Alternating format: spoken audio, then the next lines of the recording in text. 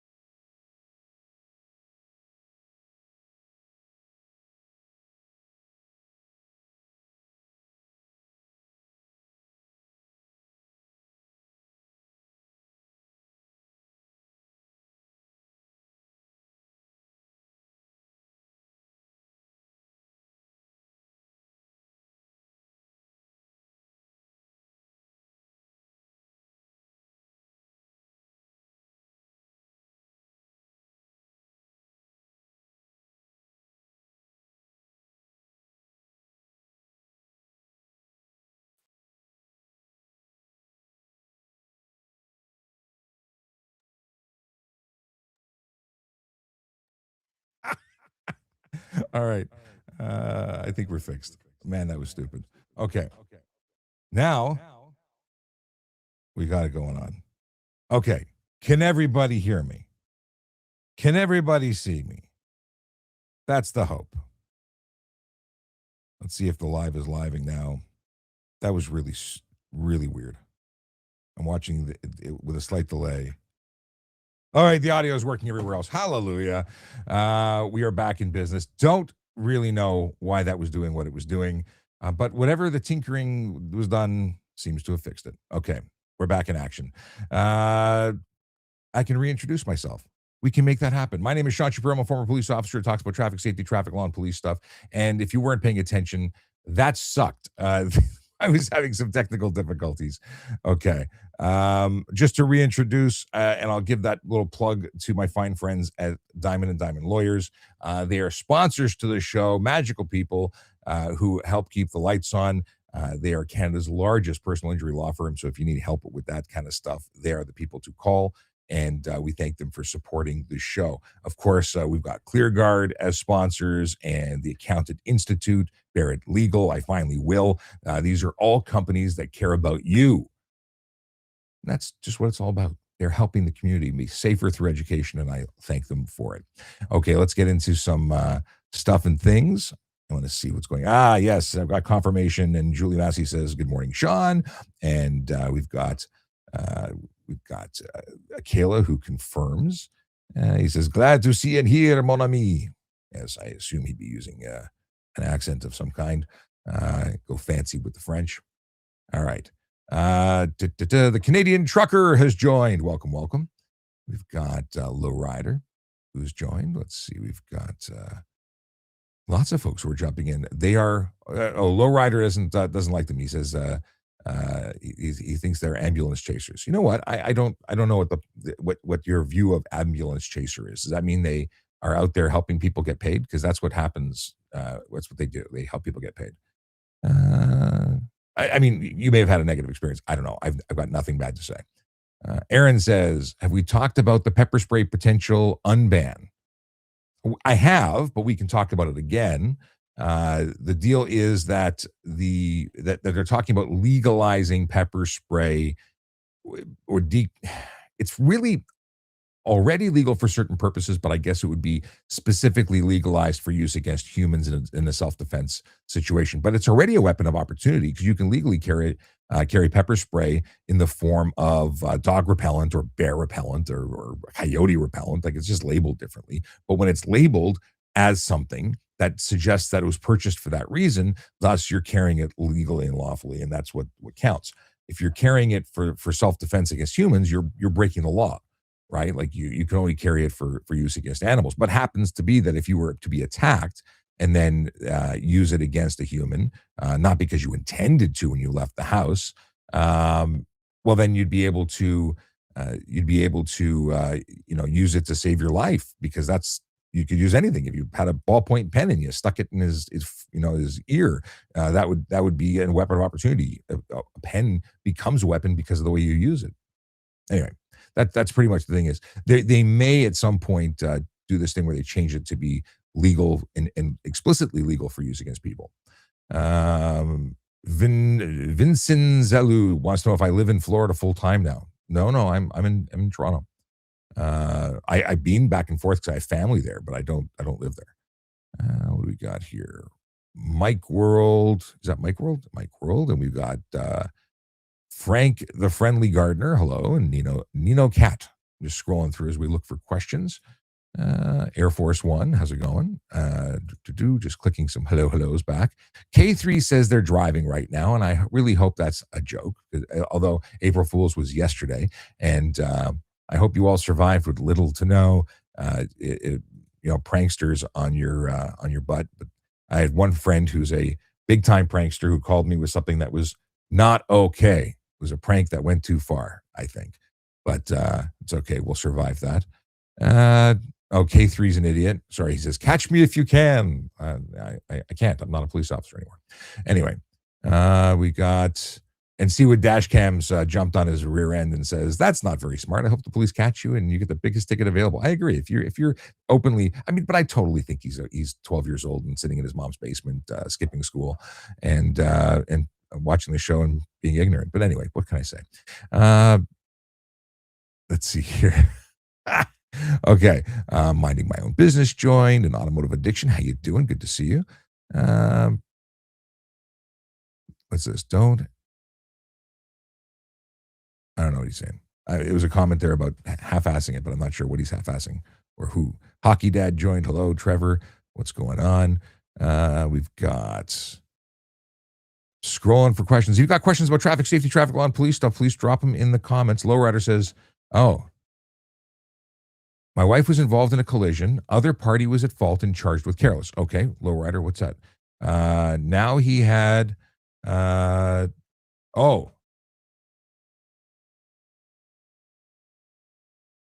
the other part, okay. Well, they have to have so I understand now why you don't like them because they're suing your wife, even though the other person was charged with careless. Well, it all depends on whether or not they think there's an angle there. So that doesn't make them an ambulance chaser. Just because the other party was charged with careless doesn't mean that your wife wasn't contributing to the event. I don't know anything about the case. It sucks from your perspective because they were charged, and that makes it look like that your other half wasn't at fault. But it may be that your wife was at fault in some way. And again, I don't know the case, but they wouldn't be able to sue for injury or win if there wasn't a reason for it, right? So they must have something that they're working on. I have to assume that because they don't work for free. If they can't win, if they don't think there's a reason to win, they wouldn't go after you. They don't just go after you and lose. And I don't know how they work because I'm not involved with them that way. But when I was injured in a collision, the law firm took my case. It didn't take a penny out of my pocket. They took a percentage at the end based on a win. And they don't, again, take cases. They don't think they can win. Lowrider says, I will not pay a dime. Interesting. Okay. Well, listen, good luck to you. But I will tell you that if you are on the end that needs help, they are the right people to call. What's this? Bro retired the badge to go savage. Okay, let's see what's going on here. See what Dashcam says. Savage part was part-time before, now full-time. That's too funny. Okay, are driving prohibitions from other provinces enforceable in other provinces? Sure. A driving prohibition. So if you are prohibited from driving in your home province and you go drive elsewhere, you don't have a license. So if you're banned in Ontario, if you're suspended in Ontario, your license is suspended everywhere because you have an Ontario driver's license. If you are suspended in another province on your Ontario driver's license, Ontario accepts that suspension. They get notified, and you're not allowed to drive. You're not just suspended there; you're suspended everywhere.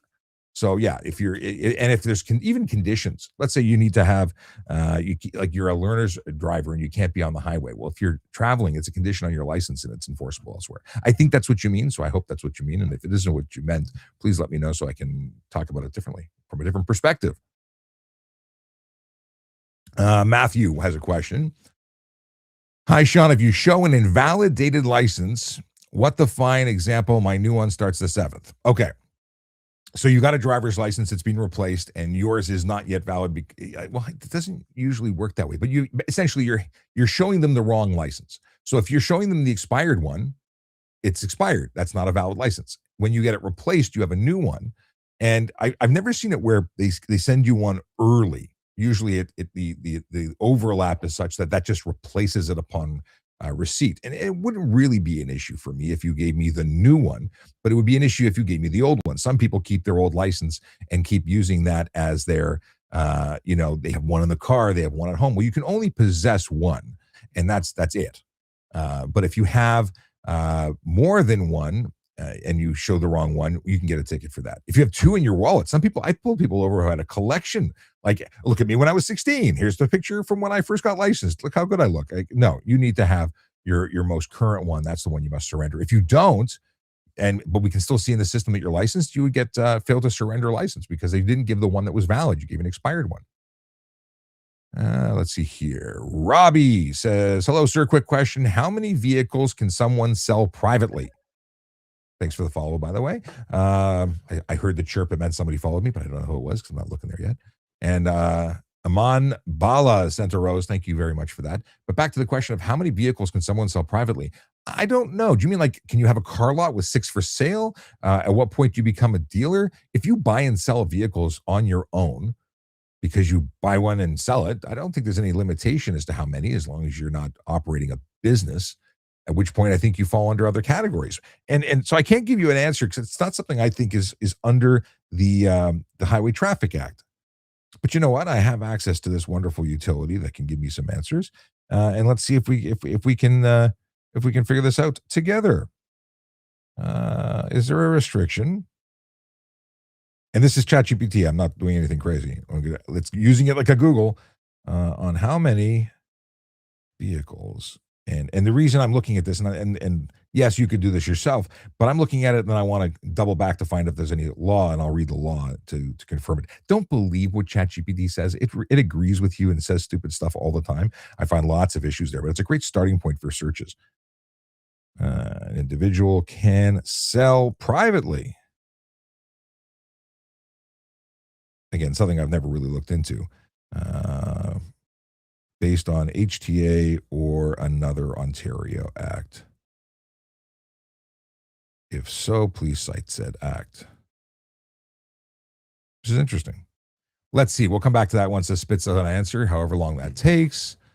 Lowrider says there's no angle and there's multiple witnesses. Then you should be fine. But again, I don't think they would take the case if there was no angle. There has to be a reason that they're going for it.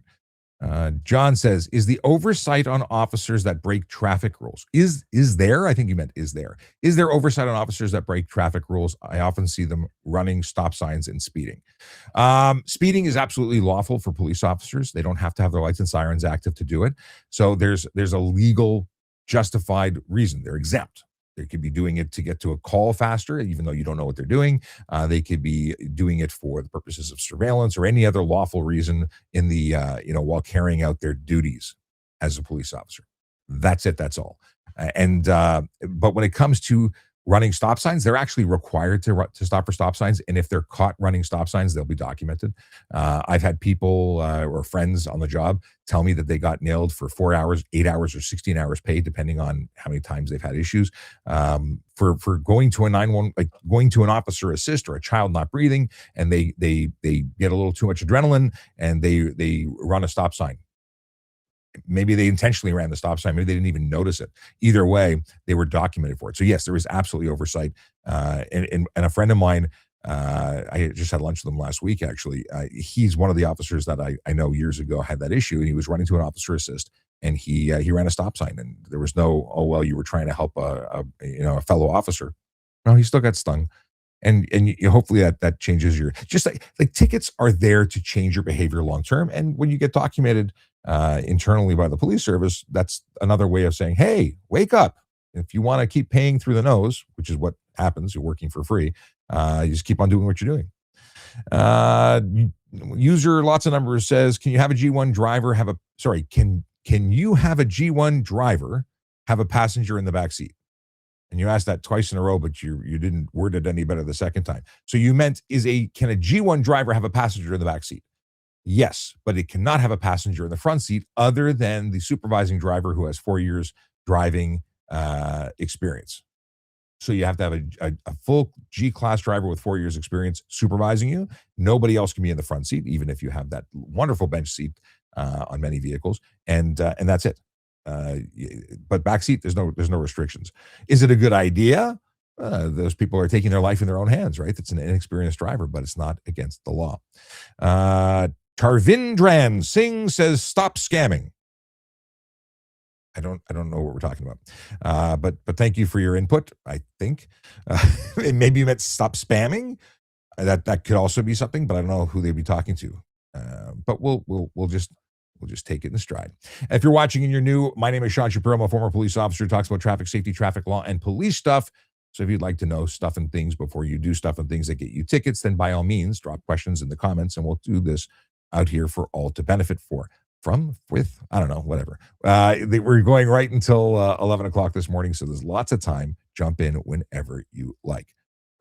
We've got here, Akela Dracona says, speaking of animals, I saw my first moose. My wife saw her first elk, and we saw a deer that failed to cross the road. Careful of wildlife on the roads. There's so much wildlife out in wonderful Ontario and, well, all of Canada, if not the whole planet. There's just lots of wildlife, and people forget that they don't follow the direction of traffic signals and such. So you often need to be paying attention, oddly enough, to the things that might cross in front of you. And I've met some people who have had a run-in. I met one gentleman years and years ago who was riding a Harley through the mountains and drove through a moose and broke every bone in his body as he did it. Yeah, he was severely injured. But he did sell me a CB radio from his Harley that managed to, I had to pick the guts out of it was terrible. But yeah, you got to be careful. Be careful out there, and the whistles that you can add to the front don't always work. Don't rely on those. What do we got here? Niall says, I have Ontario driver's license with bad history and moved to Alberta. Does it impact my insurance? Your history is your history is your history. They will look you up and they will see your history because it's a linked account. So yeah, you don't get away. You don't lose your history simply because you move. Will it impact your insurance? They're not stupid. They will do a complete look. If they give you a great deal, that's on them because they didn't do their homework. But just know that it doesn't disappear just because you move. Okay, we got Alex Martin wants to know what my thoughts are on youth services officers. I don't have an opinion. I don't even know what a youth services officer is. What is the context? Are you talking about someone who works with people in custody? Do you what is the define youth services officer for me so I understand? Okay, apparently, going back to the question about how many vehicles can you sell on your own. Apparently, there is the MVDA, Motor Vehicle Dealer Act of 2002, and it's my friends at OMVIC who supervise this and enforce this. I have friends of mine who are investigators, inspectors for those fine folks. But do they say specifically how many there is? So selling vehicles without registering, operating as a dealer, curbsiding, that we know is illegal. That's not a question. We knew that.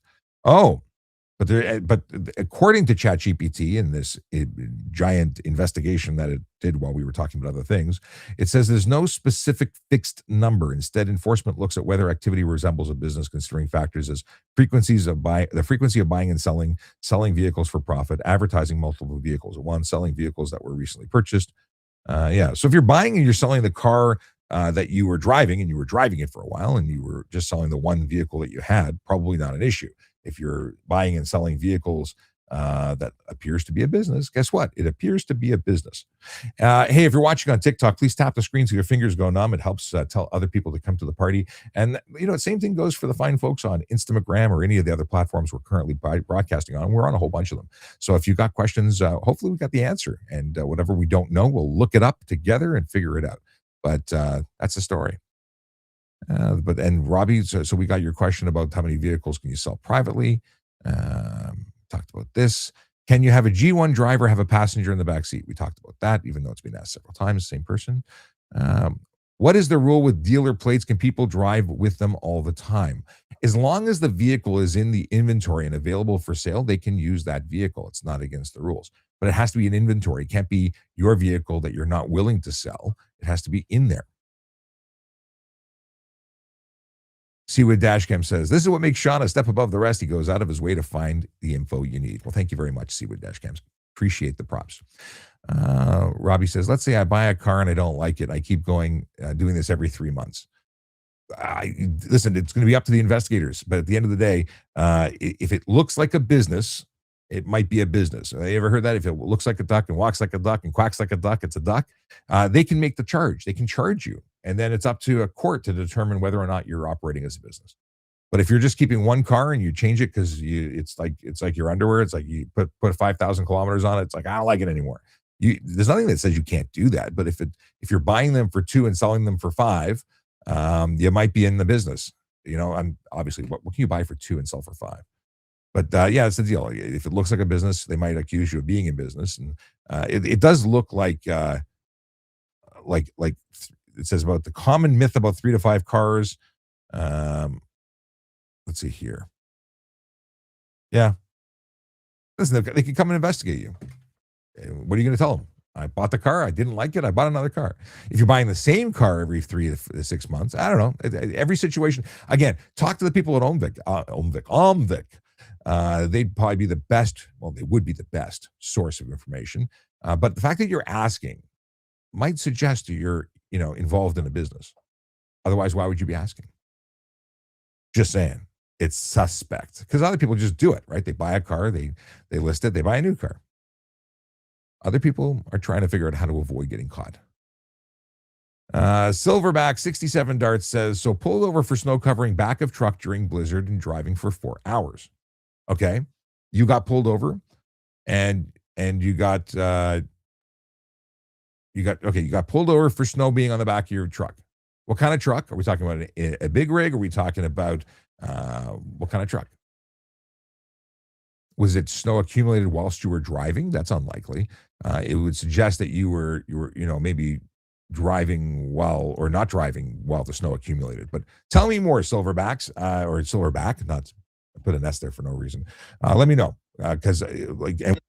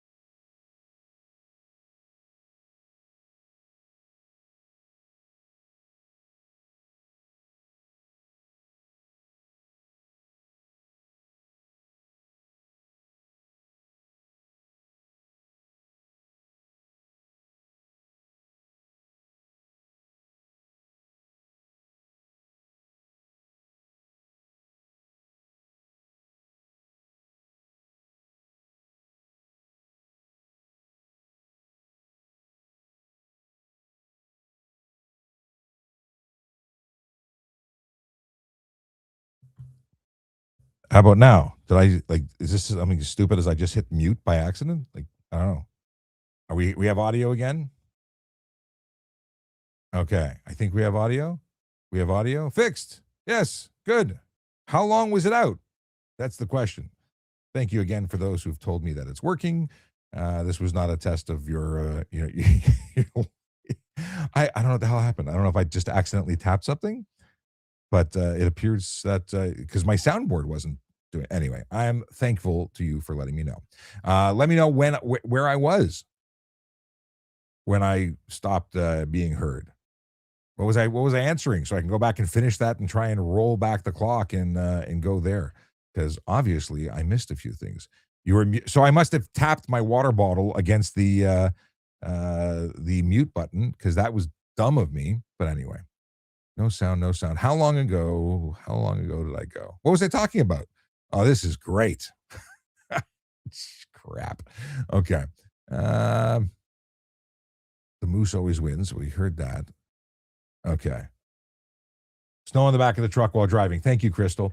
Okay, so the answer we were talking about was I don't know whether or not that was snow accumulation or while you were driving, which is unlikely that someone would charge you for that because it's totally understandable that snow is going to accumulate. But if you're traveling at any speed, it shouldn't accumulate. So were you pulled over and charged, or were you just pulled over, warned, cautioned, or otherwise? Like, listen, if you have a mountain of snow on your vehicle, but nobody has snow accumulating on their vehicle, you might be suspect for not having cleared your snow before you got on the road. So it really depends. I can't look through the crystal ball and know what actually happened on the day you were out there driving. Uh, but it's reasonable that if you're driving in slow traffic, that you could get some accumulation on the back of your vehicle. And it's not reasonable for an officer to expect you to clear the top of a big rig whilst on the highway. That's a thing. Glam 2025 sent a gift, and thank you for that. Any gifts, by the way, received go to the not-for-profit called Better Traffic. It's called the Canadian Organization for Better Traffic Safety and Education, and that's the organization I founded when I left the Toronto Police almost 2 years ago. September will be 2 years. Can you believe it? Wowzers. So, yeah. John says acts are not law. Yeah, they are. Acts are law. But I imagine, and I'm just speculating, that John is a freeman of the land and reading books from the 1800s, trying to suggest that that is modern law.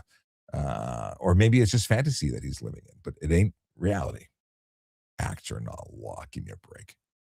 They're provincial law, but they're law. Okay. Moving on. Moving on. Tell me more about this, about the silverback situation, though. Okay.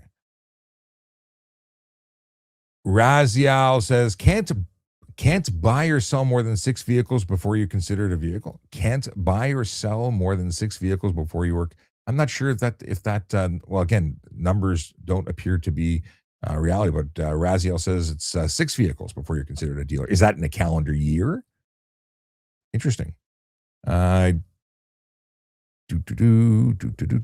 going to scroll back to see. I talked about the fact that the youth services officer question. I don't know what a youth services officer is, so you'll have to tell me more.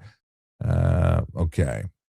Now, that's what I was on. Wine Russ, who says, I love how cops are incentivized to get callers. Pretty neat incentive. What is the incentive for getting a caller? Caller is a U.S. term or a slang term for, I think it's a slang term. I don't think it's an official term for making an arrest. It's certainly not a ticket. So what are you suggesting? You catch bad guys and the incentive is what? Catching bad guys, doing your job. It's kind of a cool thing to just do your job. In any case, I'd love to know more as to what you think the deal is, because I don't think you're accurate. What's the incentive? A pat on the back? More paperwork? What's the incentive? Let's see here. They should use the deer crossing. Yes, John, absolutely. I have stopped for elk, moose, deer, small vermin, black bears, grizzly bears, and yes. The moose always wins. True. Jacob Adema says, question, what is the best moment of insight karma you've witnessed on the job, like road rage? I don't have an answer for that. I have to think about that. We'll come back. Youth corrections. That's what he's talking about. Youth. So I don't have experience really with, I mean, I used to work as a court officer. I used to deal with corrections. I didn't deal with youth very much. I'm not, listen, if you're looking to get in that job, talk to someone who's been in that job. I can tell you all about being a court officer, special constable. I can tell you about being an auxiliary officer. I can tell you about being a police constable. I can't really give you an insight about corrections because they're doing a job that's tough, and I think it is a very difficult job to do correct to be a correctional officer in a youth facility because I think your hands are tied 99% of the time, and I don't know how you function in that. Fish and Freaks asks why I retired. I retired for family reasons. I needed to be more available to help family, and I couldn't do that working 10-hour shifts plus. Well, it was 8-hour shifts when I left because I was on light duties plus 3 hours of driving. So you do the math. I was gone 13 hours a day, and it was getting hard. And if I had to leave early, every few days for to help out, it became very difficult to manage. So it made sense to leave for the time being. What we got here? Got it. Got it. Thank you, Alex, for. I see now. I finally hit the comment where Alex was clarifying what a youth services officer is. Okay. DB says I work for a funeral home. We use purple and white strobes. Is this legal? I know it's being considered acceptable. Whether it's actually legal or not, I don't think there's any specific. I don't think that purple is a restricted color. You can't flash technically white light to the back, and you're doing that with a 360 strobe on your roof. So technically, all purple would be better than purple and white. But I think you guys get cut a lot of slack. Um, I just think that no one's bothered you, even though it's not specifically legal. You're also primarily doing this at during the daytime, so it's not blinding people on the road. But um, yeah, that's the story. Is it legal though? Technically, no. Purple is not a restricted color, but it could be misconstrued as a blue red blend. If you go to if you're in the States and you see the blue red LEDs at a distance, they look purple.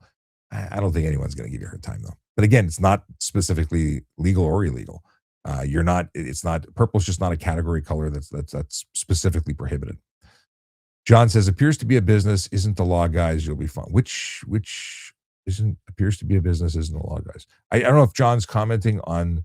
Oh, okay. Anyway, sorry, John. If you were, I gave you a hard time because it sounded like you were a freeman of the land, but I think you're specifically talking about flipping cars. And I appreciate what you're saying. He says appears to be a business, isn't the law. You'll be fine. Okay, I thought you were talking about acts are not law. They are law, but the he's saying just go ahead and do your thing.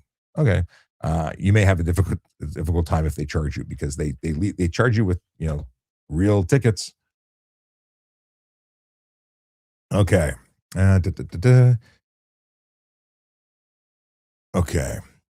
Streetcar at stop dropping pickup passengers. Oncoming traffic lane is safe and clear. Can I pass a streetcar? So a streetcar is different than a school bus. That oncoming traffic is not isn't stopping for it doesn't have to stop for a crosswalk. Let's rewind and try it again. A cross a okay. A streetcar is not like a school bus in that you do not have to have oncoming traffic stop for them. There's no stop arm, no big stop sign. What you can't pass is the open doors. So you cannot pass from rear to front, pass in the curb lane of a streetcar roadway. Yeah. So it's about not passing the open door of a streetcar. It's got nothing to do with oncoming traffic.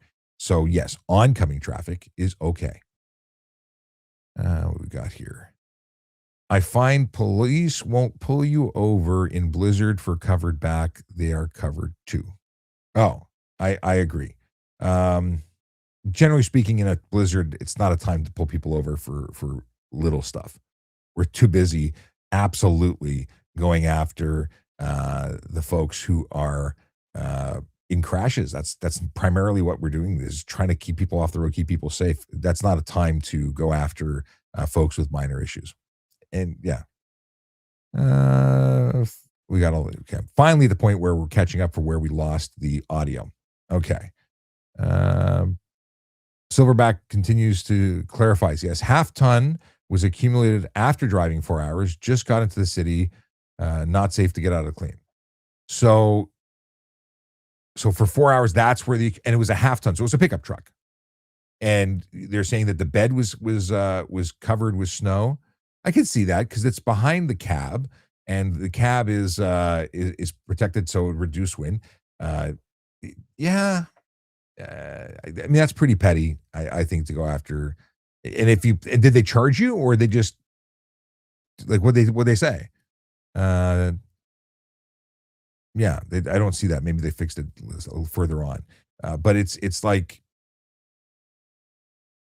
yeah, if it, even your license plate, you have to have your license plate clear of dirt and debris and snow. But if it's in a slushy, snowy environment, no one should be giving you a hard time for not stopping every 30 feet to clean your license plate. It's different if it was hard packed snow that is obviously old. Let's see here. Uh, Ryan says, I see you took former Toronto police officer out of your. Um, what do you mean? I don't. Do you mean the Toronto part? Maybe I was just trying to make it. I didn't even notice that. All right. I don't remember when if I changed that or how I had it, but yeah, just Toronto, just former police officer. I don't think it's important to make it the longest title possible. I don't know. I don't remember the thought process of when I edited that, or if I edited it, because I can't remember. Let's see here. Discretion. It must have looked like you didn't. Yeah. John, I agree with you. I think it was likely it just looked a certain way. And Robbie says, not guilty. I just love to change cars since my uncles own a dealership, but I registered mine. Okay. Fixed audio on, audio on. Yes, about 2 minutes. Okay. Uh, got it. Cool. Okay. You were answering the. Got it. Okay. This is how far back we are. I'm now seeing all the new stuff.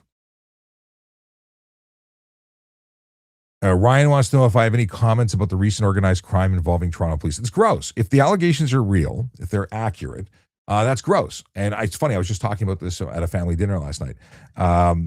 It's if they did what is alleged to have been done, then they're guilty. Then they should be charged accordingly, what they have been, and they should be found guilty, and they should be dealt with whatever's appropriate to the courts. There should be no special treatment, and it's gross. Nobody hates a bad cop more than a good cop does. Good cops wear the uniform with pride. Bad cops use the uniform as an opportunity, and that's gross. So yeah, whatever.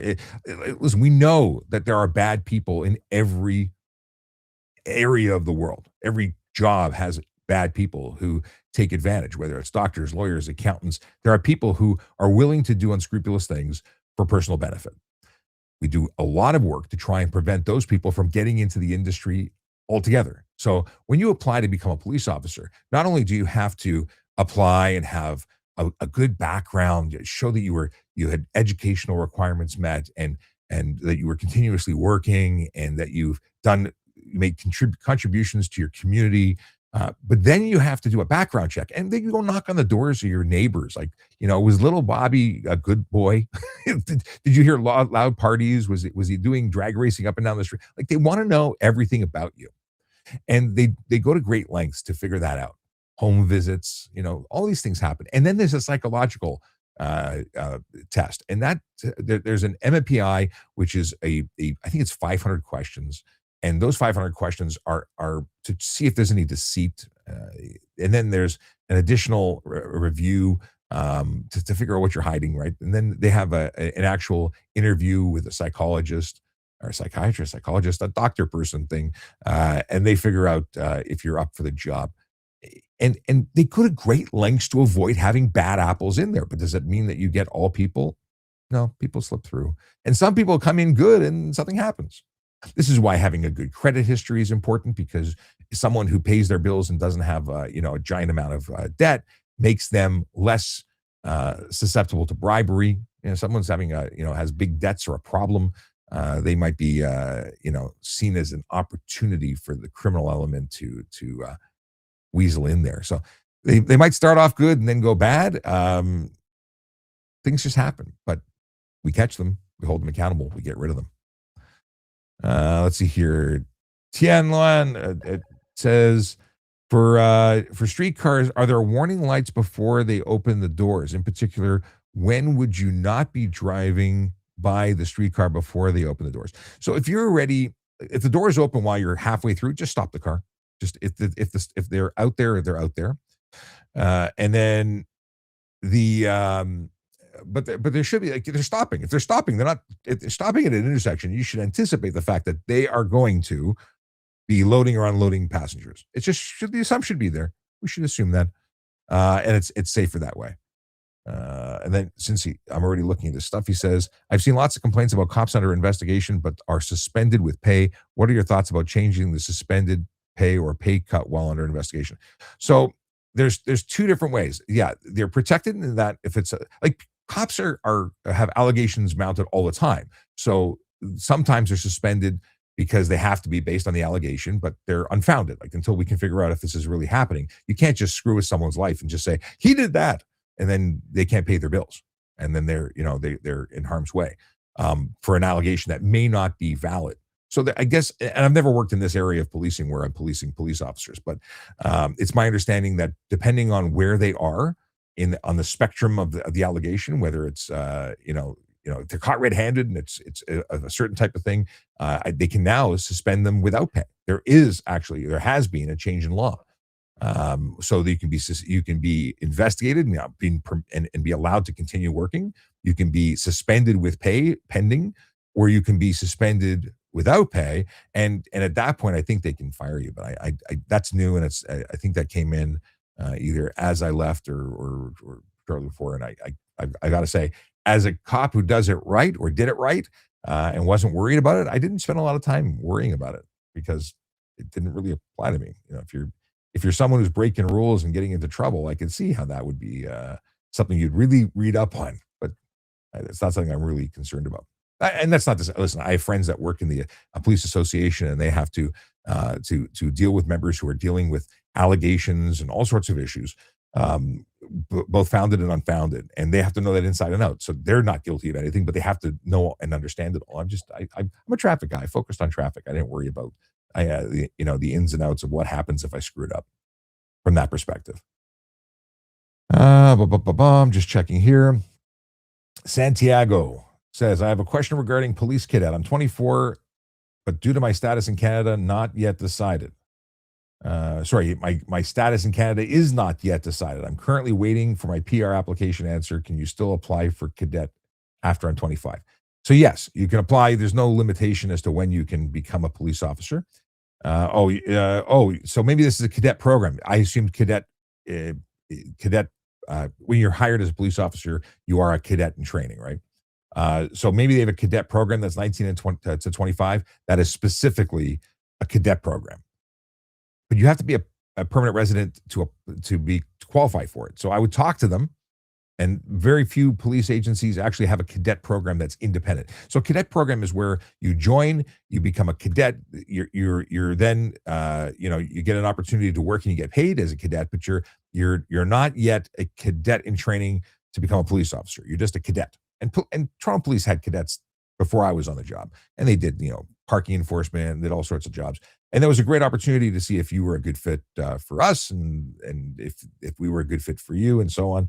And some people screwed up and showed that they weren't a good fit, and they didn't go forward. But others continued on to be police officers. And I know many people who started as cadets, but they got rid of that program. People just got hired as police officers, started as a cadet in training, went to the college, and graduated as a police officer. So the big thing I can tell you is, if you're not a permanent resident, you're not a citizen, you are unable to be hired as a police officer. And I would imagine that would still apply to cadet. So there you go. Hope that answers your question, and good luck to you. Hopefully your PR application comes in while you're still eligible. What do we got here? See what Dashcam Vid says, not traffic related, but I need to know, do you prefer peated scotch or unpeated scotch? I don't drink. It's funny. I'll have the occasional glass of wine. I recently had a Crown and Diet, but I mean, it was social sipping. It was really not drinking, and it was one.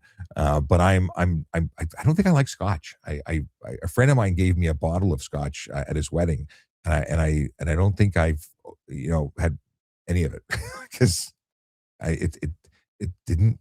I don't. Not my thing. And I appreciate that some people love this stuff. I've never. But I appreciate the question. Uh, Serge says, when driving through construction zones and signs are covered, can you just drive the posted speed? So it depends on what jurisdiction you're in. Listen, most of the construction zone signs are not enforceable speed changes. If the speed, well, first of all, if the sign is covered, it's not in effect, right? If it's covered because they bagged them, then that street sign is not in effect. Whether as long as it was a legitimate thing, but you can't be held accountable for going the speed limit on the road if a speed change sign is being temporarily or permanently disabled. So that's the thing. I had to unpack that for a second. But the orange signs for speed aren't regulated signs. In the city of Toronto, we'll put white signs up, even if they're temporary. Okay. See what Dashcam says. Acts and statutes are legislative law, but still law. Yes, they are. I tend to go off when I see stuff that resembles, freedom of land stuff, and I think I got our friend John from the wrong side when he was first talking about not a law. Feel bad now. Sky's Adventure says, if you had charges withdrawn in turn, what is this? If you had if you had charges withdrawn for a peace bond, and that's all down and over, can you go to the United States? I would check with the border. I don't want, like, generally speaking, if you have pending charges or if you have convictions, they can deny you. But a peace bond may or may not. So I would be very transparent, because you don't want to go to the border and be denied, because a denial can be a 5-year denial and there's no way to challenge it. So I would call them and explain absolutely transparently, or call from a payphone. Do they have payphones anymore? Call from somebody else's phone and say that, here's a situation. I'm calling because I want to travel the States, and I had a situation. It was dealt with by way of peace bond, and I want to know if I'm admissible to the country. Thanks for, it's better to know rather than try. Because again, if it's a no, it's a no, and it's a big no. So yeah. Yeah. It's amazing how they take it seriously. They don't want, bad stuff in their country, and they consider criminal stuff pretty bad. Zlord145 sent 2 roses. Thank you very much for the gift, which goes to the Canadian Organization for Better Traffic Safety and Education. Gunter Gleben says, laws are threats made by the dominant socioeconomic ethnic group in a given nation. Okay. They're also just laws that are generally imposed by the people elected to represent the populace, but they're still valid and enforceable. So whether you like them or don't like them, they're the ones that are there. Let's see here. Okay.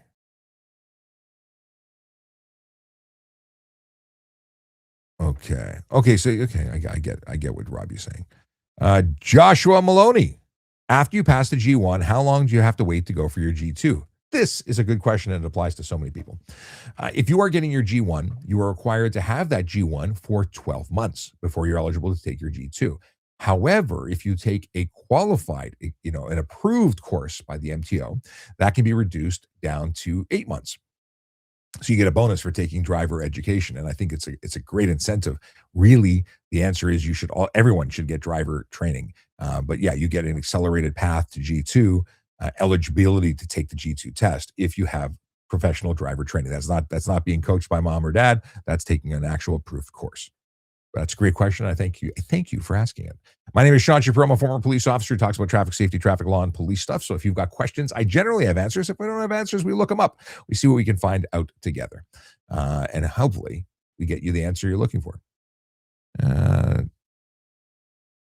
Interesting. Paul Irwin says, just remember, with deer and moose, tell the insurance company that they hit you. Try and get the police officer to write them a ticket. Jonathan wants to know, how many calls do you guys individually respond to on a daily basis? I talk to some police officers and they say they go a week before getting a call because they're in a rural area, nothing's going on. But they'll have slow days, and then they'll have other days that they're go, go, go every day, and all the time. In Toronto, in a major metropolitan area like Toronto, it's generally from the moment you get to work, there's a call waiting for you. If you finish that call, there's another call waiting for you. If you finish that call, there's another call waiting for you. And whether each call takes you 15 minutes or 15 hours, and I exaggerate with 15 hours, it's nonstop working. Very often, you're being canceled from your lunch to go to another call, so you're busy. If you find a rare moment that you're not busy, you're generally becoming proactive and doing traffic enforcement or catching up on paperwork. So either way, you're busy all day, and that's good because it really makes the shift go by quickly. If you were just driving around making sure that the light standards were all standing and that the cows are all fenced in, you might be bored. I'd be bored. I like city police life.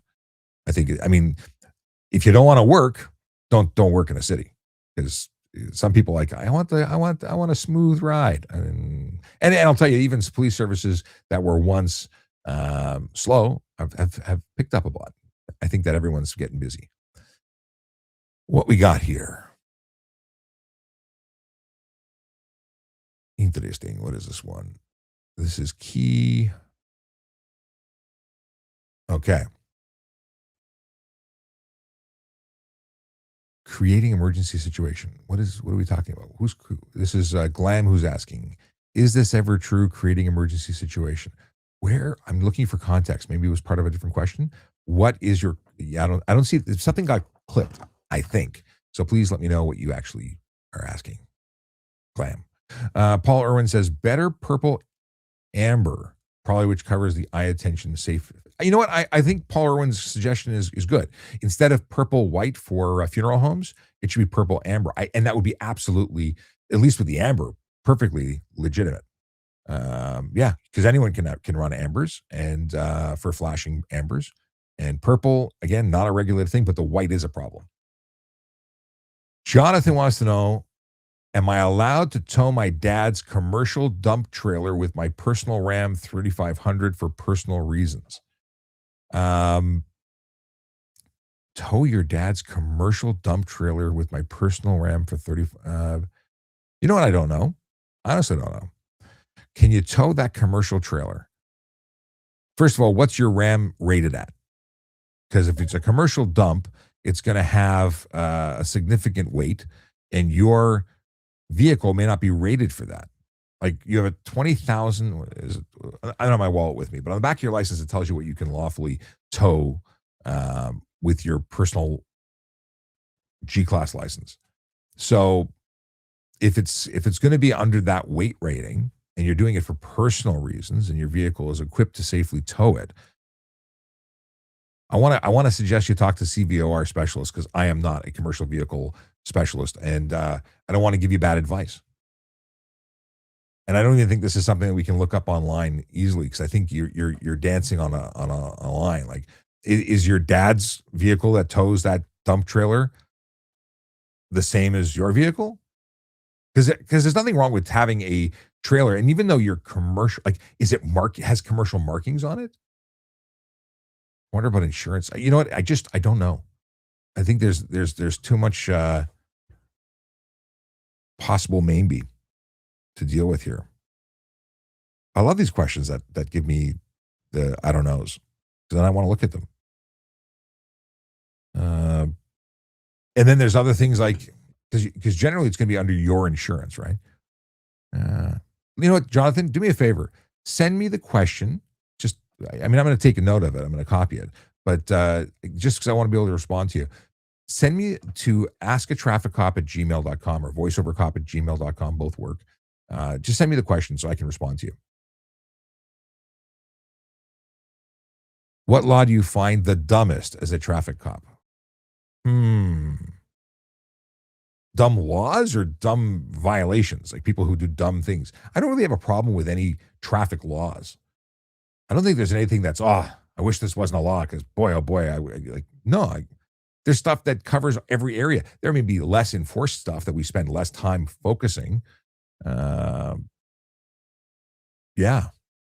But I don't think there's any laws that are wrong when it comes to traffic. I don't think there's something that should be legal that isn't legal. If you've got an example, I'll give you my opinion on it, but I can't think of anything. Okay. Oh, we're going political here. I'm not going politics. John and Seawood dash cams are having a political discussion. Dipsy Doodler says going to take a lot of work to earn back respect. From whom? From whom? Dipsy Doodler, I'm assuming, is talking about the police officers who have been alleged to have committed offenses. I'm assuming that's what you're talking about. They will, if they're guilty, they're never going to get respect back. But why would their actions impact the entire police service made up of people who are doing the right thing for the right reasons? Why do they have to work to get your respect back because a couple of people broke the laws and have lost the trust of the entire police service and community? Those people did bad things. That's like saying someone sped, so we should hold all drivers accountable for their actions. We'll give everybody a ticket, and we'll make sure that they aren't allowed any leeway in any way, shape, or form until they earn back the respect because one person sped. No, that's ridiculous. A police officer who breaks the law is bad. You hold that police officer accountable, or those when there's a group of them. But you don't paint all with a brush that for the actions of few, because you have to remember that the police are the ones who caught them. It may not have been the same police, but it was still caught because police want to catch bad people. And when those bad people are wearing uniforms, they want to catch them even more. But yeah, explain to me what you were thinking when you were making that comment so I can understand from your perspective. Octavius wants to know, in a ride program, are you obliged to tell cops where you are going? So the only thing you have to provide is license, ownership, and insurance, and they're, going to have a conversation with you. You don't have to have that conversation. You don't have to provide information. I'm going where I'm going. I'm not telling you. You don't have to, but I'll tell you something really funny. It's really suspicious when you don't want to tell us something as simple as, I'm just going home, just going to go to my friend's house, going to the movies. Like, why would you not want to share? By not sharing, you are suspicious, and then that's the spidey sense tingling happening, and yeah. So that's the story. But do you have to tell us where you're going? No. Jonathan, I think responded saying, I think that might be a more psychological question to see if you're impaired, possibly. Yeah, it's just trying to develop. Now, here's a funny thing. It used to be that we had to determine whether or not we had suspicion that you had alcohol in your blood. And the way to get suspicion was either smelling it or you admitting to it. Well, you don't need to have suspicion anymore to make a roadside sobriety test, or at least to make a roadside screening test demand. You just have to have a lawful stop. So we could stop and have everybody tested. Really, by having the conversation, you're eliminating, in many respects, many times, the officer, for their own reason, like in their own reasoning, excluding you from needing a test. We're having a normal conversation, but by having a guarded conversation, you are really telling the officer that this is a time to test someone. Yeah. R4D10 wants to know if a passenger needs the ID without a crime. So an ID, well, it depends on what you consider a crime. How about an offense? So if there's an alcohol, drug, or HTA offense related to that person, then yes, they have to ID. They don't have to provide an identification card, but they do need to tell us who they are. If they're not, being investigated for anything, then no, they don't. The driver is the one that's covered under the Highway Traffic Act, and it's them who needs to do it. So as John said, you don't have to identify. But let's say I saw them without a seatbelt, then they do have to identify. If there was open alcohol in the vehicle, then they do have to identify. So it depends. But just not as a factor of, I pulled over this car, so I'm going to ID everybody in the car. No, you don't have to do that. Zlord wants to know if they can DM me a question. Of course you can. RG wants to know what I think about First Amendment auditors. I have very mixed emotions.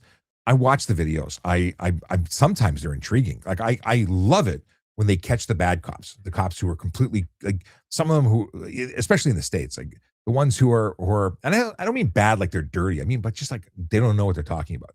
Someone saying you're not allowed to record me, I'm a police officer. They're wrong.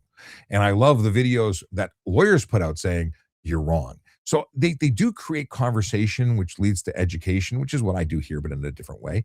And I appreciate those auditors. I don't like the ones who do stupid stuff like they stand there with a camera. The cop comes by to see them and says, "Hey, what are you doing here?" And they just refuse to talk. There's auditing with silence, just wasting police resources. A police officer responding and investigating, if they're doing it nicely, tactfully, why not just be nice and tactful back? And if you say, "Listen, I'm just using my in the states their rights to their First Amendment rights to do what they're doing," then the police officer should be capable of saying, "Yeah, okay, cool, thanks." And walk away. And I love seeing those interactions because very often that's what happens. So it really depends on what we're seeing.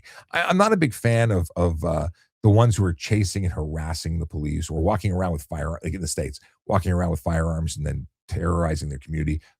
Just they might be legally permitted to do it, but they're freaking people out. So I have mixed emotions with it. If they're uncovering corruption, cool. If they're uncovering if they're just trying to get clicks because they're trying to get paid online, I don't like it. I don't like the sensationalization of anything just to make clicks. Nor do I like wasting police resources. So that's the thing. Vlad says, "Good morning. Can driver be charged for being disrespectful or hateful to the officer?" Um, Disrespectful or hateful. So no, you don't have to be respectful. It doesn't help you in your situation when dealing with a police officer. Obviously, respectful is always better. Hateful, like what? Like I hate police officers, so I'm going to treat you with disrespect. What does it mean? Like there was a guy I saw a video recently where a guy in Quebec was being ridiculous to the police officer. Um, but I think that officer handled herself really, really well. And that person's not being identified, and I think it's ridiculous. But was there a charge with what he said? I don't think he, uh, other than identifying himself as an idiot, I don't think there was much more there. I don't know. Like I would have possibly thought that person was under the influence of drugs or alcohol because why does someone act that way? It was gross. And John, quite what do you call it here? Oh, auditors. Yes, we're not. Yeah, they're just auditors. They're not First Amendment auditors. John, you're quite right. Skipper says, "Can you turn left on a red light if the road is a one-way going left?" In Ontario and in most provinces other than Quebec, you can make a left turn at a red light only if you're on a one-way street turning onto another one-way street. So that's a thing. But it's amazing how many people didn't know that. And I did a video on that, which did very, very well on Instagram. Um, like ridiculously. It was like 700,000 views, I think. But anyway, it's a legit thing, but it's only one way to one way, not two way to one way. I think it's BC. There's a couple of provinces that are kind of loosey goosey about it. It's not specifically outlined. You can make it on a left onto a one way from a two way. It doesn't make sense to me. I'm glad it's not the law here. Thanks for the follow, whoever you are. I don't see it. It popped up, but I don't know who did that. I just saw a little blink and it showed up on screen. Maybe you saw who it was, but I didn't see who it was. Okay.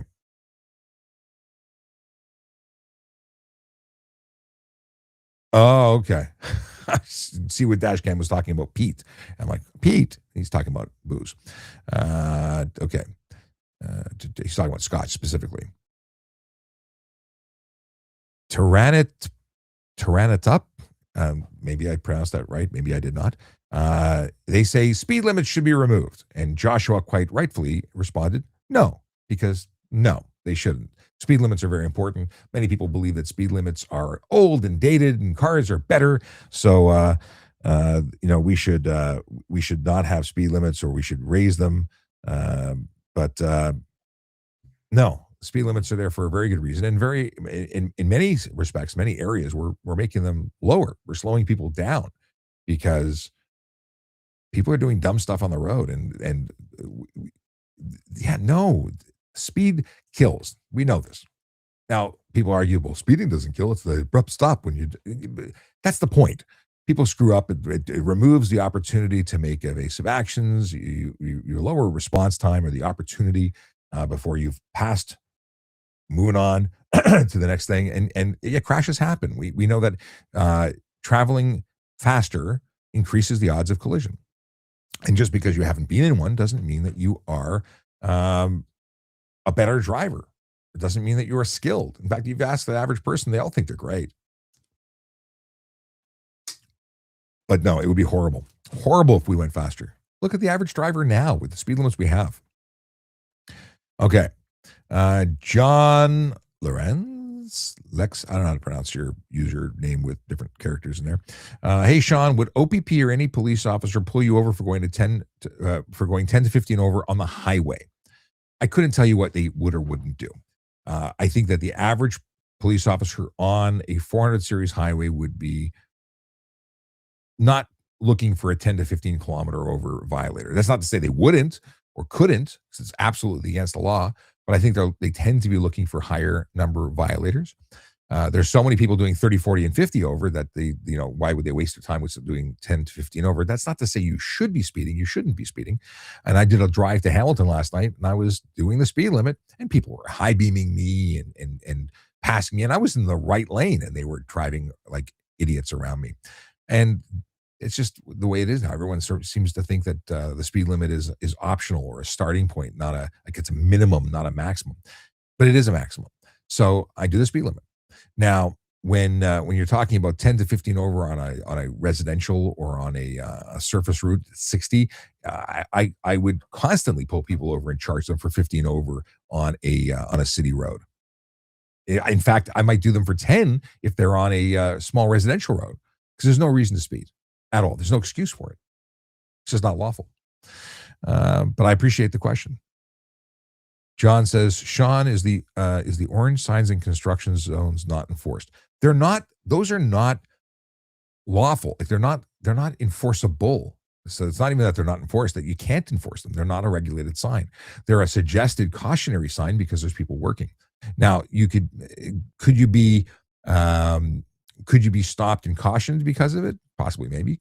But it's not something that. And frankly, I'm not a highway person. Like I was a police officer in Toronto, and in Toronto we dealt with the Don Valley Parkway and the QEW, which is now, I believe, being transferred to the OPP for enforcement. I think that was at least a talk. I don't know if it's actually taken place, the handover, but that was what the talk was at the time. And it's the OPP that would be really focusing on that kind of enforcement. But to the best of my knowledge, it's entirely unenforceable. That doesn't mean you shouldn't slow down. It just means that I don't think they can enforce it. Okay. Laji wants to know how I feel about Highway 1117 in Ontario. I don't know what to tell you about that. What is there to feel about it? Tell me more. There's a question about how accurate is the radar when a police car is moving. Well, there's moving radar, which is absolutely accurate because it calculates the speed of the vehicle and calculates the speed of the measured vehicle, and it does math, and it gets a accurate number as to the speed of the vehicle that's being measured.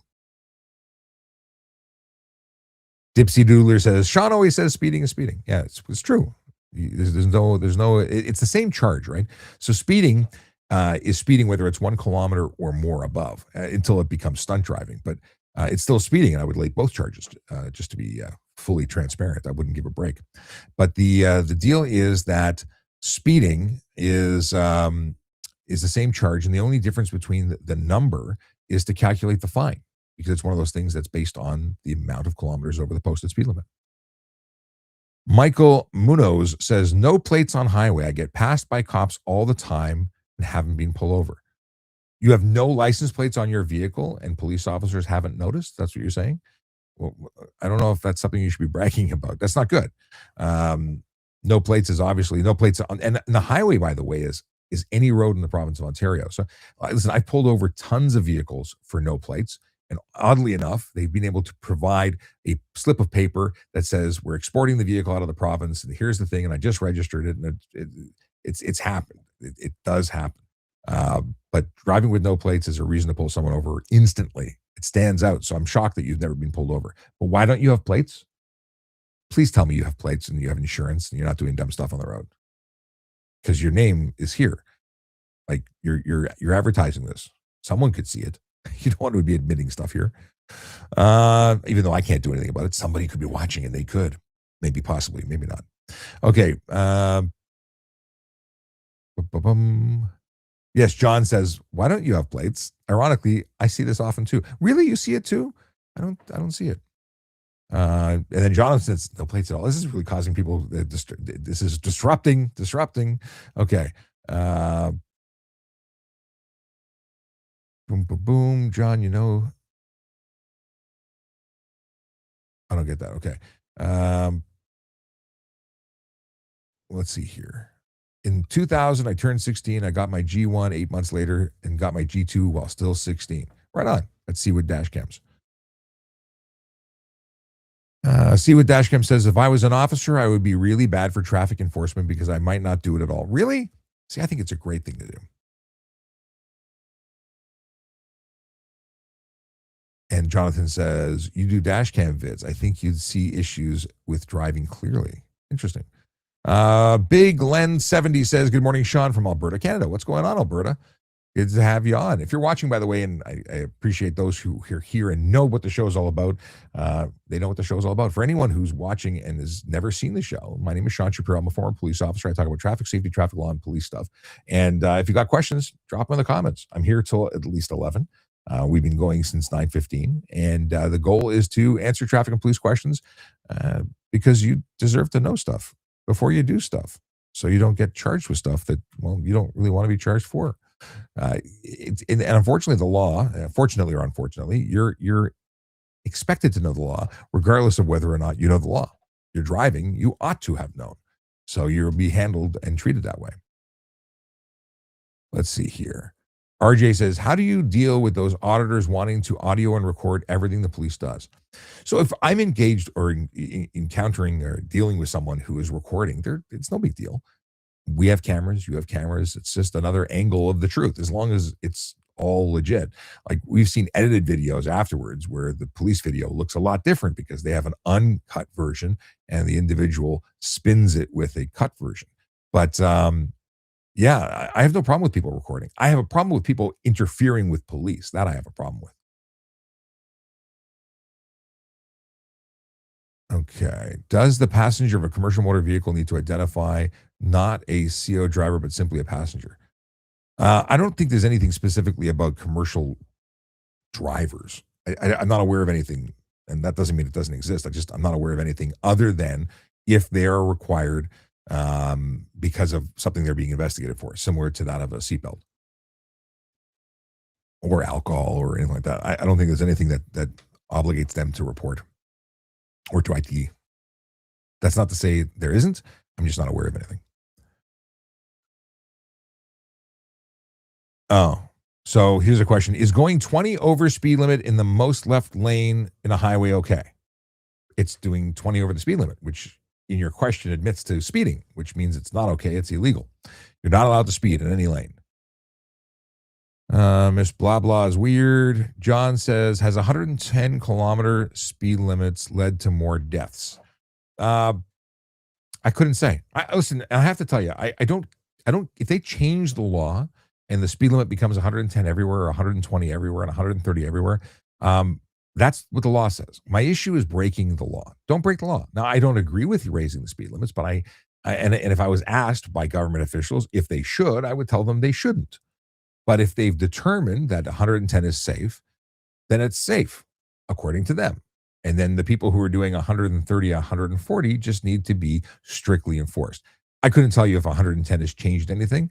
I've not heard anything to suggest that it has. They said that they increased the speed limit in that area because it was safe in those areas. It's not across the board. It's just in the areas. And I don't track, I have not been tracking anything related to that other than don't speed. If the speed limit's 110, that's the maximum, not the minimum. Let's see here. Speed limits are set by feels, not science on the highway. Josh, you're incorrect, but I appreciate your opinion because that's what you provided, an opinion. Yeah, speed limits are set by governments, and they should be abided by. You should follow the law, or you should move somewhere where you find laws you like. But don't just make your own stuff up, or take it like a big boy or girl when you get charged and found guilty for your actions. Like you want to speed, fill your boots. when you get caught or you hurt somebody, yourself or another, just take responsibility. You chose it, live with it. But that's not what happens, right? People break the law and then cry and go get a defense attorney or someone to defend them in court for defending them from being held accountable for the thing that they chose to do. No one made you speed; you chose to speed. If you hurt someone and you become liable for a $2 million, case against you, you just take it out of your savings because you chose to do it. Pay your bill, pay the fines, and take care of the people that you hurt for however long that needs to be. But everyone's got a big bold opinion about speeding, but when things go wrong, they become wimps and then hide and try and get out of responsibility. So if you're going to choose to break the law, then you should accept when the full weight of the law smacks you upside your head. You shouldn't waste the court's time trying to weasel out of your insurance increase because you should own it, right? Speeding is not a big deal. So when the insurance company tells you they want to double your insurance rate, you should say, yes, sir, can I have another? Because you chose it. Dum-dums, can't help it. When did Bert Kreischer become a cop? That's funny. Let's see here. John says, thanks a million for answering everyone's questions. Super cool of you to do it. My pleasure. What is this? Can you get an accurate reading while passing in the opposite direction? Yes. If you're talking about moving radar, yes, you can get an accurate reading whether the traffic is opposing or traveling in the same direction. We have antennas in the front and the back, so we can get them coming or going in either direction. What do we got here? What's your thoughts on dirty police officers that got arrested? Obviously, nobody likes dirty police officers or dirty lawyers or dirty doctors or dirty clergy. We find them, we hold them accountable, and then we make an example out of them. In fact, I would guess that they will get more than what an average human would if they're found guilty. That's what happens. And woo woo woo and woo. Oh, it's and woo. Lol. I think that's their username. Are you related to Ben? No. I'm 6'5". He is not. He has great hair. I do not. He has a high voice. I do not. So it's not at all a thing. Although somebody said he's a Canadian. So no, what's Canadian got to do with it? I was just in the States for a family function. I have an American family. It's just a matter of I don't think we're related. Okay. Calvin Picard says, any way to set up meetings, either justice of the peace in principal offense. What? You want to, I'm not following what you're asking with. You want to set up a meeting with justice of the peace in provincial offenses court. Usually that's called a trial. What kind of meeting do you want to set up? Karan Dhaliwal says, can I be a cop after I got my license suspended for speeding, stunt driving, but later on was tossed?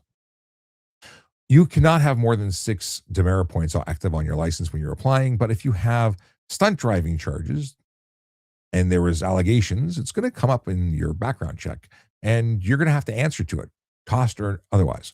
Because generally speaking, yes, a conviction is what's important for the ministry, but the allegations and the evidence that was captured, despite what happened in court, I'm going to say might not go well for you. And at very least, you need to be very honest and transparent about the entire thing. Because if you say, no, I never had any issues, and then they find them, then you're lying. So deal with it. Okay. If speed limit is 100, why can you get a ticket for doing 100 in the left lane? Well, you can't get a ticket for doing 100 in the left lane. You can get a ticket for being the slowest moving vehicle and not moving over for the right. Now, first of all, I got to say that I'm not in agreement with it. I don't think that you should be charged for being the person in the left lane that's doing the speed limit, because the speed limit in every lane is 100 or 110, depending on the highway you're in. But I do understand why police want to focus on people who are camping in the left lane. Again, I don't agree with it. I would always charge the speeder, because I think the speeder is the one making the roads unsafe. They're breaking the law. You're not. However, many police agencies will charge the person for doing the speed limit in the left lane, which I think is ridiculous. But the theory behind it is somewhat acceptable in the framing that we know that the dum-dums who are speeding are going to now try and pass you aggressively on your right to get around you because they're going to speed, right? Doesn't matter what you're there or not. And now you're just creating a situation where they have to get out of the lane they're in and pass you on the right when you have no reason to be in the left lane because you're not actively overtaking. So it's not a speeding lane. It's not the zoom zoom lane. It is the passing lane according to culture. Is it really? It's meant for passing. Is it called the passing lane? It's just another lane. Slower moving traffic needs to stay to the right. Slower could be below the speed limit, could be the speed limit based on the behavior and decisions of other drivers, whether they're breaking the law or not. Should you become the person who says, I'm doing the right thing, I'm going to slow traffic down and stay in the left lane? No, that's not your job. Leave it to police to slow people down.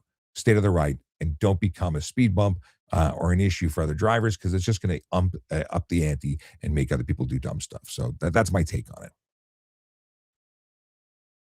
Let's see here. Funniest of dudes says, are you pulling people over for actual infractions or something minor like expired plates? Expired plates means they're not allowed to be on the road. So I would pull people over for expired plates. Yes. Why are they expired? If you can't afford to pay your bills, like your fines, which is why you can't renew your plates for free, how ridiculous is that? I pull people over for expired plates. They had $20,000 in unpaid fines. They're not doing it right. Are they insured? Do you have insurance if you have expired plates? You're not legally allowed on the road. Do you have a license if you have expired plates and unpaid fines? There's a reason to investigate people who don't do the right thing. And usually when you just, pick back at the scab, you see underneath is festering stuff. So you pull them over for expired plates. You find out they have no license. They have no insurance. They're carrying drugs and alcohol in the car. They have warrants. They have firearms. Like it's called an investigation for a reason. You pull people over for a reason, and then you see what else is wrong. Now, maybe it was just an expired plate. They forgot about it. Oops, they made a mistake. You give them a warning. You document it, and then they go on. Maybe it deserves a charge. Officer discretion applies. But you don't just ignore it and go, it's just a plate. What could possibly go wrong? What could they be doing? No. Maybe that person's a drug dealer. Maybe they're a wanted person. Maybe that's a stolen car. Maybe. You got to look. Yeah, it's work. We do work. We do hard things. Landlocked Sailor says speed limit is code, not law. Bullshit. It's law. Yes, John says, don't be in the left lane, please. It's dangerous for you and everyone else. I agree that it can be dangerous. I just don't agree that it's the right thing. Increase victimless crimes. That's one-eyed man-child. Well, the man-child part is accurate. Define entrapment because a lot of people seem to not understand the meaning. Oh, this is good. People think that speed traps is entrapment. No. Catching you doing dumb stuff you chose to do is catching you doing dumb stuff you chose to do, whether we're hiding in the bushes or being out in the open. That's not entrapment. Entrapment is inducing you to do something that you would not have normally done unless we intervened. So if I go to a bar as an undercover officer and say, hey, have you ever thought about doing some crime? And you say, no. I said, but I've got this great crime you could do. And if you just do this crime, you can make some lot of money. And you say, I don't really want to do it. Oh, but look, if you do this crime, big money. And then you do it because I talked about it. I talked you into doing it. And then I gave you all the plans to do it. And then you go and actually do it. Is that entrapment? Yes, that's entrapment. I'm basically writing the script for you to do it. And then you just take the bait and do it. And then that's entrapment. Oh, that's funny. What a dum-dum. Okay. Mandate the towing industry. It is already. That's Cooper's that it's already mandated. Could they do more? Maybe. But it's in Toronto, especially. Toronto was really locked down until the provincial government screwed it all up. What's this? If I'm in a not at fault collision and the officer asks for a breath test, do I need to provide one? Yes, you do. If you are read a breath demand, you are required by law to comply. If you don't, you'll be charged criminally for refuse, which is much easier to get a conviction on than an actual regular over or 80 over. They change the wording and I still say it the old way. But yeah, if you are driver of motor vehicle and you are read a demand because they have suspicion or under the current law, no suspicion of alcohol in your system, you're still obligated to provide said breath screening test. Could they also make a demand based on their suspicion to do a sobriety test roadside where you walk heel to toe, heel? Yeah, you do, because if they make the demand, uh, you're required to do it, and if you don't do it, like I said with the other one, you still get charged. Okay, what is this? Paul Irwin says clear or tinted plate make marker covers either way. Is that an HTA violation? Clear or tinted plate slash marker. Okay, plate or marker. Marker is a U.S. term for plate. Either way, is that an HTA violation if it's legible? So technically, you can't have anything covering it. If it's legible to me in my eyes, does it mean it's legible to a camera that's doing enforcement? It could be polarized. It could create glare. It could obscure one's toll system. Is it legal? No, you can't put anything that covers the plate. It's not permitted. Now, the thing is, it's obscuring the plate. You can't put anything. Doesn't matter if it's clear, tinted, bubbled, smooth. You can't. And people can argue that it is or it isn't, but then you can go and argue that in court. Let's see here. John says, if a cop asks for breath if a cop asks for breath, yes, you always must do it, always, unless you want a criminal record. Excellent answer, John. Wama Wiggle. Okay, I have an e-bike motorcycle style. If I go over 32 kilometers on the road, what would I get charged with? So here's a funny thing. If you have an e-bike capable of going over 32 kilometers an hour, it is not an e-bike. It is a motorcycle. All e-bikes are effectively motorcycles. However, if they comply with the regulation, they are treated as bicycles. How do I mean that? I mean that if you have a bike that is a motor vehicle, which is anything that runs on anything other than muscular power, it's a motorcycle. But if it has no more than 500 watts of power, is not capable of going more than 32 kilometers an hour on a flat surface unassisted, and if it does not have, or if it has pedals, then it gets the benefit of being a bicycle. And that's it. But if you have a switch that you can throw and it goes 40 kilometers an hour, that means it's capable of more than 32 kilometers an hour. And then it is a motorcycle again. It loses that magical provision of law, that benefit. It doesn't matter if it looks like a motorcycle otherwise. The Suron can do like 60. It's a motorcycle, not an e-bike. What's the difference between a Harley Davidson electric motorcycle, and a Suron? They're both capable of being powered. And here's one thing: if you take the pedals off your bike, it's now a motorcycle again.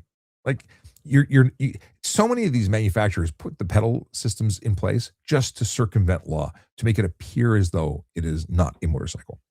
So it's a major problem. It's a major problem because people are driving without insurance. Okay, so you wanted to know what the consequences were. So let's say your bike goes more than 32 as you've described it, whether the motor is 500 watts or 1,000 watts, but it's capable of going more than 32. We're not even looking at any of the other equipment. Drive motor vehicle that's not registered, drive no license, drive motor vehicle no insurance. That's $5,000 to $25,000 and up to 6 months in jail. What else? Drive unsafe motor vehicle on the road. The list goes on. I would lay every single charge that I could find, because there's no excuse for you to drive a motor vehicle that is not being safetied, that is not being properly tested and proven safe by a mechanic to be on the road, that it doesn't have insurance like everybody else on the road. It's not a bicycle. And why? Anyway, the people who buy the ones that look like ninjas, like they look like sport bikes, and then claim e-bike, it's ridiculous. And those bikes don't have 500 watt motors. They may put a sticker on them that say 500 watts, but they are way more powerful. Those are heavy motorcycles. But anyway, I digress. They're simply a joke. I don't know why they're being permitted to be sold. I think that OMVIC should take over the responsibility of regulating those dealers, which are currently unregulated. You can import these motorcycles and selling them as e-bikes because they're being imported as e-bikes, and they're not. It's a farce. Okay. Nobody, that's the username. Nobody. Whereabouts in Canada are you from? Is there a super different regulations between provinces? I'm in Ontario, and that's where I worked as a police officer. And there are different regulations, equipment specifically regulations throughout the provinces. Driving laws are generally the same across North America. There are some things that are slightly different, but where things really differ is the consequences and how strictly enforcing certain things are. Like simple things like we have two license plates in Ontario. You have to display two, but there are provinces where they only display one, and we have exemptions for those people who, if they drive into the province to visit. But there are provinces that say you can't put anything, like you can't modify your vehicle at all. I don't understand that. That seems a little harsh. As long as it's safe, it should be okay. But they allege, like in Alberta, apparently you can't modify anything. I don't know. That's what they do. So there's some things that I think are a little odd. I like Ontario law. I'd like to see even more strictly outlined laws. I'd like us to do what Quebec does, which is have maximums and posted minimums for our highways. Again, the broad strokes are the same, and there's just mostly differences in equipment and regulations, and some things that may be interpreted differently. But I don't think there's sweeping differences. Otherwise, we'd need special licenses to travel. Um, okay. Nobody says, I have a motorcycle and I use day plates for saving money. Can I ride a block to the insurance place? What is it? What are day plates? I'm not familiar with this, nobody. I've never heard of a day plate. And what is it? What is it? Where are you? What is a day plate? I got to look it up because I've never, ever heard of that. Let's see what it says. A day plate in Ontario refers to a temporary license plate and permit used for short-term vehicle. I've never heard of that term. I know what a temporary plate is. I've never heard of it called a day plate because I guess it's good for 10 days. Cool. I learned a new slang. I'm assuming it's a slang. I don't think that's a legit term. You can't continuously get day plates. You can't. You can't get temporary plates. You can't extend them forever, and you shouldn't be able to. But no, you can't ride a block without insurance. You cannot ride you cannot ride anywhere on the road without insurance. That is making you eligible for the fine folks of the police service to lay charges under the compulsory Automobile Insurance Act, and that is $5,000 to $25,000 and up to 6 months in jail. John says $20,000 in fines is likely for 07 bill, which isn't fair since it only applies to Ontario. I don't have bill. Yeah, listen, I'm sore about the fact that we don't own the 407, but I spent $45 on the 407 last night, and it's linked to my credit card, and it'll get paid. If you are continuously using the 407 and not paying for it, you're stealing. If you're doing it with no intention to pay, you're stealing. If you're using it to, don't use it if you don't want to pay for it. Or if you have, at that point, you're just stealing. And so whether or not it's fair, you're using it, pay for it. I don't know how to excuse it. What's fair? Okay. See what Dashcam says. My local OPP, when I drive late at night for Dashcam footage, pull me over to see my dogs. That's funny. What do we got here? Fat Jesus says, can I ask you, are you a cop or a lawyer? I don't know. I love your live so far. Just want to know. Thanks. Love you. I'm a former police officer. Says so straight on the screen. Sean Shapiro, former police officer at VoiceOver Cop is the channel. I am not a lawyer, although I've thought about becoming one. I work with a lawyer, and I have lawyers who sponsor. I don't work at Diamond by the way. A lot of people think I work at Diamond. I don't. They are sponsors of the show. I have been involved with many things, and a lot of it has to do with social media consulting. I don't work at a law firm per se, but I do help social media with some of them. Okay, what do we got here? Thanks, Spence. Spence 905 answered the question. Does TPS, the answer to the question about that I'm a retired cop. Jonathan says, does TPS do ride-alongs? TPS used to do a lot more. I think now you need to have a reason other than just I want to go on a ride along. I don't think they take the average citizen on a ride along. But if you're interested in law enforcement as a career, if you can certainly inquire. So it's possible, and then they have to do some background checks and things before they let you come out with them. Puck, we'll call you Puck. Says in Nova Scotia, some plates have the numbers completely rusted off. If you have a plate that is peeled, like in Ontario, we have plates that peeled, they're defective. If you were driving with one of those, then you are eligible for charges, and that's no good. So get them. It's a $110 charge if your plate's not legible, if it's not maintained properly. It's a $59 charge to replace that plate. You're better off paying $59 than $110 and getting a charge because nobody likes a charge. Oh, thank you very much from Akela, who says, we're coming up on 11. Don't forget the jokes. Hang on a second. Speaking of which, I need to upload the jokes. We'll take a second. I'm not in a rush. We're gonna do everything. Where did the jokes go? Oh, there's the jokes. We're going to forward this to the computer. Stand by. Why is that not showing up? I'm having a weird. Oh, there it is. MacBook. It is right there. Are we transferring? Is data being transferred? It is. It's receiving the video. Okay. I wonder if this is going to screw things up. Probably going to screw things up. Let's see what happens. Stand by. All right. We're going to go into here. We're going to go storage. We're going to upload a video. And it's going to be downloads. That's the one. Okay, we're uploading the video, and I'll continue to chat while that does its thing. Okay, put this over here. Boom, boom, boom. Excellent. We're processing the video. Thank you for the reminder there, Akela. Akela sent me a video with jokes. And if you've got dad jokes that you want to share, please do. I will read them at the end of the show, which is coming up soon. Yeah. We're doing this for an hour and 46 minutes, which means we're at the 11 o'clock mark, but we'll go for a full 2 hours and just go for 15 more minutes. Oh, wait, do I have to leave? I have to leave. Terrible. Okay. Let me try and scroll through and not miss anything. I don't want to miss anything. I heard of Ontario vehicles being pulled over in California for being modified. So California does some weird stuff, and I think it's a lack of education. No, not trying to knock the California coppers. Oh, no, listen, if you have vehicles that are modified in such a way that they're illegal to be used in California, it's legit. You can't drive with an unsafe motor vehicle based on their standards. However, I've been seeing videos where people in California are driving cars showing an Ontario license or a Canadian license, being told that you can't drive in California without a Californian license. That's not true.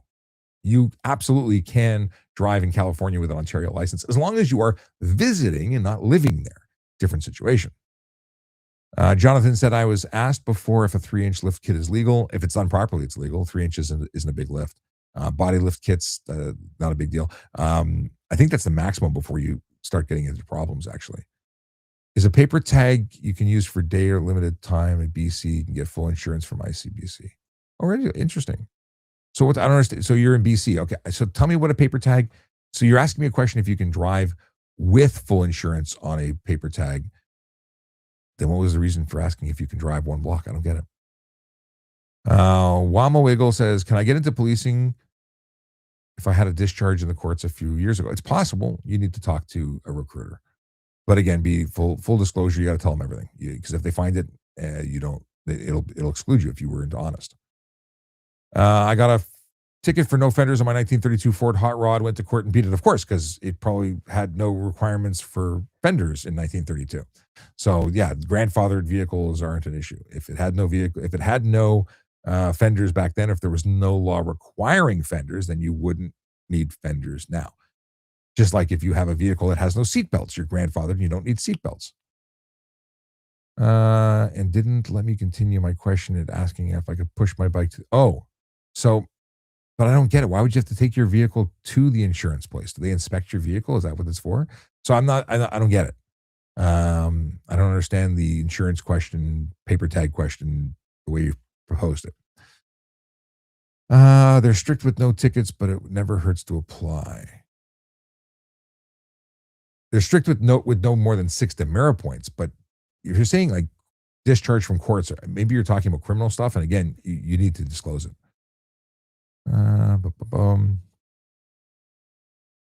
Yes, open wheel vehicles absolutely exist. Shanaz says, I want to see you. You have an office. I don't have an office that's publicly available, but why do you need to see me? I do public appearances now and again, like the auto show and things like that. But generally speaking, I don't take walk-ins. So, Juju 911 says, in Quebec on a 3-lane highway, if there's a truck in the middle lane, I'm allowed to pass on the right. Am I allowed to pass on the right? So I can't speak to this in Quebec, but there's no law in Ontario in a 3-lane situation. A 3-lane highway. Are you talking about 3 lanes in each direction, in one direction? So a highway like Highway 401, where there's multiple lanes in a single direction, then you could pass in either side, as long as it can be done safely. If you're talking about a 3-lane road where there's only like one is north, one is south, and there's a middle lane for turning, that's a different situation. Then you wouldn't want to be able, you wouldn't be, well, you're saying middle lane. It must be, you're talking a multi-lane single direction. So in Ontario, it wouldn't be an issue. And I don't think it's an issue in Quebec either. H4ZE says on underglow, question mark, is it legal? It's not specifically illegal. There's no law for underglow. However, the deal is that if it's projecting light into the back and it's not of a regulated color for the back, then it could be illegal. It would be illegal. So the deal is that you need to, what do you need to do? You need to ensure that it's installed in such a way that the light is not being projected outward and only straight down. If it's reflected off the ground, it's not a big deal. If it's reflected to or projected to the sides, it could be a big deal. And then it would be improper headlights or taillights or so on. Let's see here.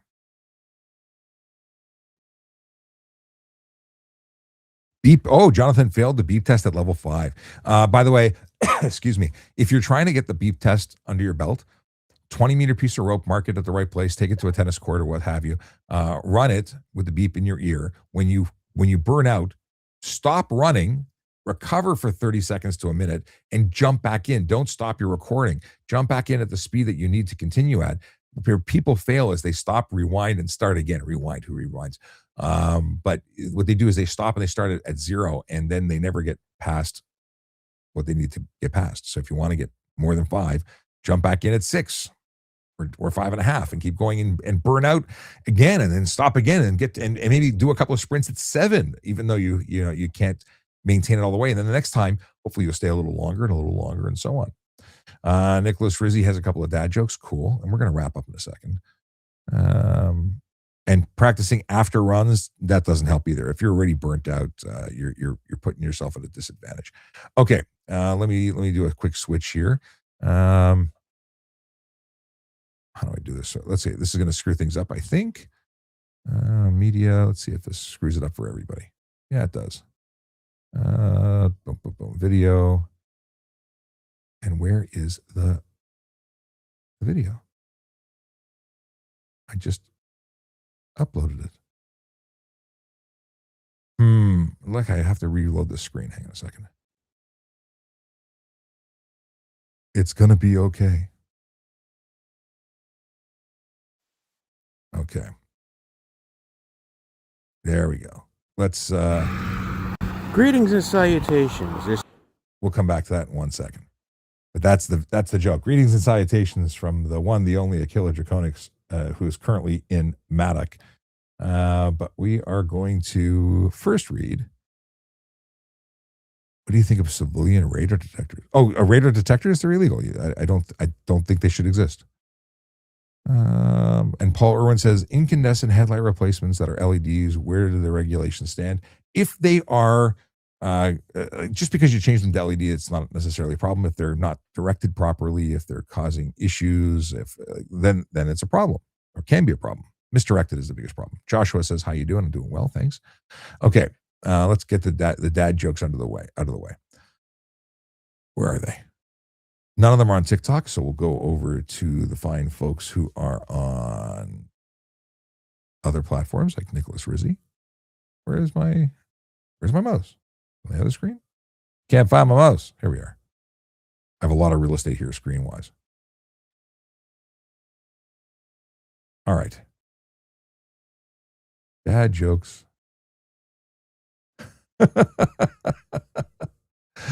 Nicholas wants me to yell in my most angry voice, speeding is speeding. Trust me, you'll see it later. 1 second.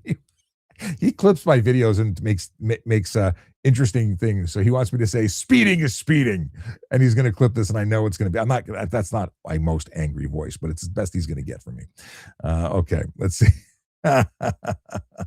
Okay. I have expired plates, probably can't afford drugs and alcohol, so you're good. Okay, that's Nicholas Rizzi who's saying that. In discussing entrapment, he says, "Are you offering me a job, a crime job? How much? I've been watching a long time. I've been watching a lot of Breaking Bad. I have the perfect drug mule face." Oh, he's funny. He's actually an accountant and a stand-up comedian. So it's kind of funny.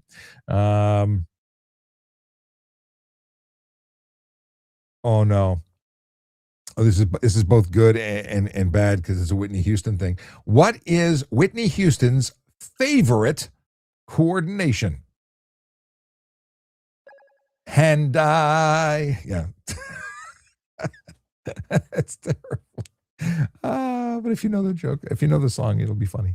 Yeah, hand eye. Hand eye. Yeah, okay. Yeah. I'm not supposed to sing. What do we got here? We got dad joke number 2. Did you know in Hawaii it's against the law to laugh out loud? You can only do aloha.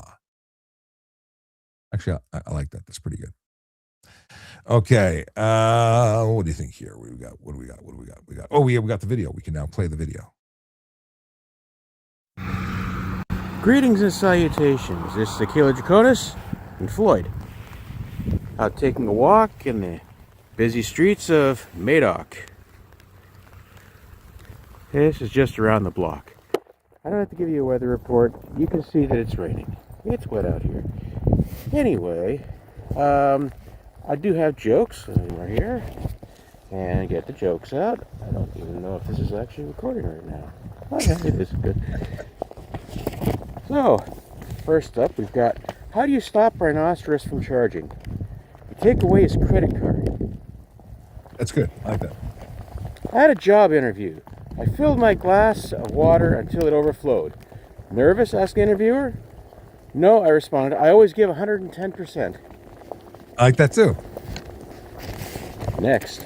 What is a soldier's least favorite day of the year? March 4th. I get that one. What is it called when you apologize by using dots and dashes? Remorse code. And that's our jokes. Stay safe, and remember, don't have a good day, have a great day, because that's... Oh, I cut him off too soon, but that's, I really appreciate those. What do we got? We got here, what generation is Forrest Gump? Answer, wait for it. Gen A. I'm probably not saying that right, but it's just not hitting. That's a generation. Gen A. I guess it's Gen A. Gen A. Gen A? Yeah, I guess it's Gen A. I got to watch Forrest Gump now. That's a fantastic movie that I probably haven't seen in 20 years. I don't know, 15, 20 years. Gen A. Okay. As I continue to say it in my head, it's getting funnier. But yes, I got to watch it. Okay. For all who don't know what that movie is, you're missing out. I got to go. My name is Sean Shapiro, former police officer, signing off. Drive safe, drive sober. I'll be back tomorrow. I'm going to do another live stream tomorrow. I feel real bad having missed out on the earlier of the week. So we'll do another one. And I'll do it maybe even same time, trying the 9 a.m. kind of thing. And what does chocolate identify as? Hershey. What does chocolate identify as? Hershey. Hershey. I don't know if I get that one either. I appreciate Paul Irwin's jokes because they're throwing me for curves. Yeah. Hershey. Ha! It's yeah. Her, she. I get it now. All right. Be well. We'll see you tomorrow. Take care.